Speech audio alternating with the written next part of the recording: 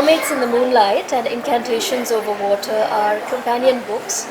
Mermaids in the Moonlight is a picture book for all ages, and it is the story of how an Ilangai Tamil woman takes her child to the Kalladi Lagoon and gives her an inheritance of stories. And these are mermaid stories from around the world, but they're also stories of the culture and the land and the lagoon. In Incantations Over Water, there is an adult woman from the diaspora who goes to the lagoon and encounters a mermaid. And it's the mermaid who tells her stories, not only from around the world, but also from Batticaloa itself. Both of these stories are created with respect and sorrow and pride and joy as testaments of my culture, which is very underrepresented in literature, in cinema, in the arts. This is my short story collection, The High Priestess Never Marries. I believe it's not in stock, but you can ask Crossword to bring it in. And it being Valentine's Day and this theme of love and longing being what we're talking about, I thought I would just share this little bit. The context of the story is not really relevant. It deals with a Sumerian myth,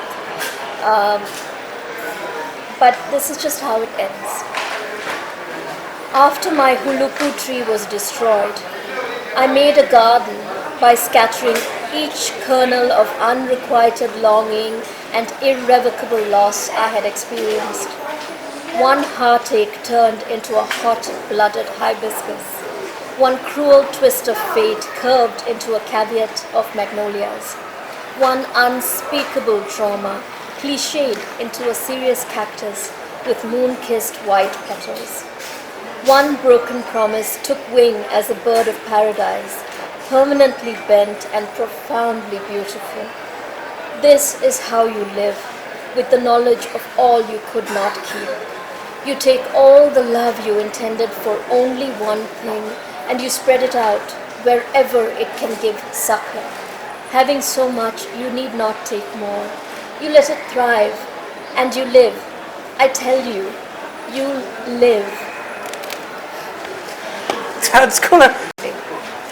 It's a sangha, because conch is a repository of sound, and listening is a theme that repeats across these books, because something that we talk about silence without talking about silencing, which wouldn't happen if there was more listening.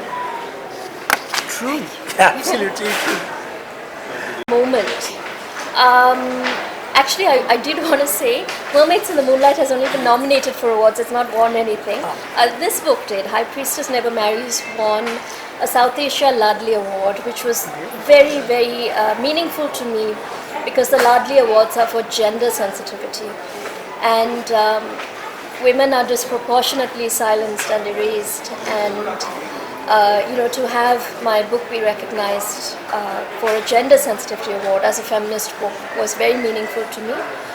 Similarly, in 2024, I received a Devi Award, which once again honors women achievers. That's amazing. Yeah. Centric way. We think of mermaids as being European, for instance. We perhaps have Disney's Ariel.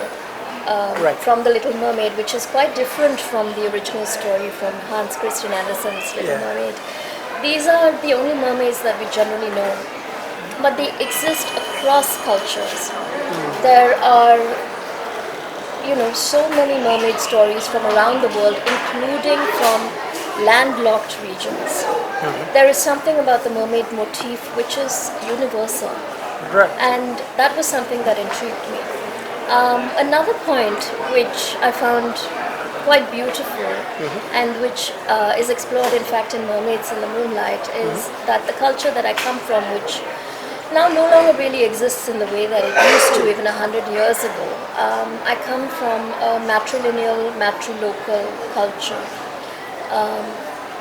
And in Batticaloa, originally we were fisher caste people, so what are the two most important things to these people?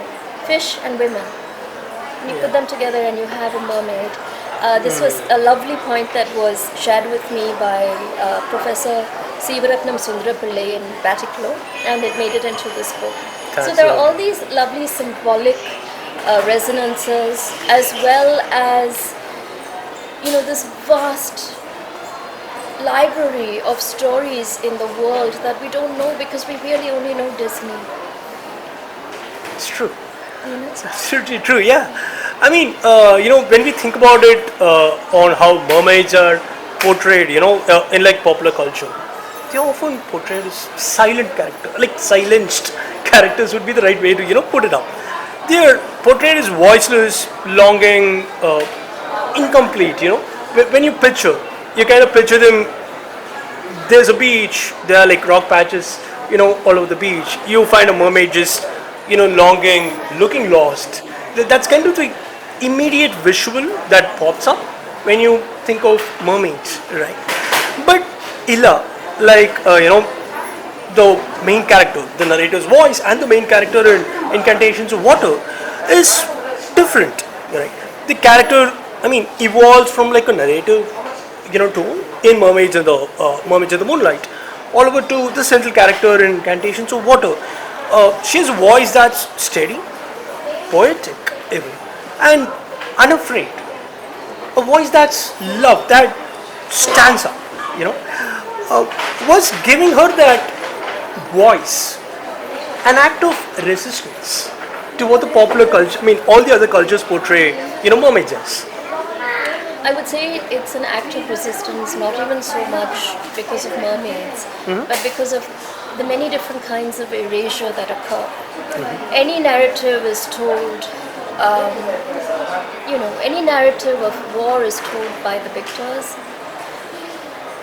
And this is not only a narrative of war, it's a narrative of loss, it's a narrative of love. This part of the island is extremely underrepresented culturally.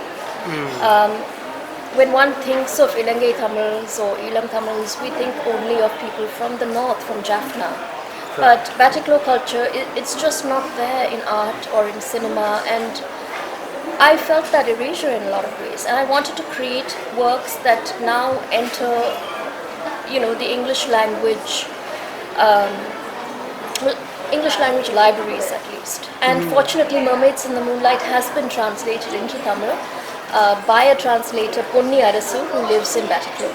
Lovely, that's nice, lovely, yeah. Yes, because I've, as someone who grew up mostly out of the island and remains a member of the diaspora and is very aware in so many ways of the erasure of my culture, of my language, of the history of my people, which is my own history.